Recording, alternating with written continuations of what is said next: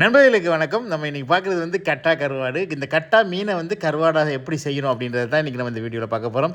இது வந்து நல்ல கட்டா, அதாவது ஒரு 10 கிலோ 12 கிலோவுக்கு உள்ள கட்டாவை வந்து கட்டா மீனை வந்து நம்ம கருவாடாக எப்படி தயார் பண்ணுறோம், அதுவும் பட்டறை குழி கருவாடாக எப்படி தயார் பண்ணுறோம் தான் இன்றைக்கி நம்ம பார்க்க போகிறோம்.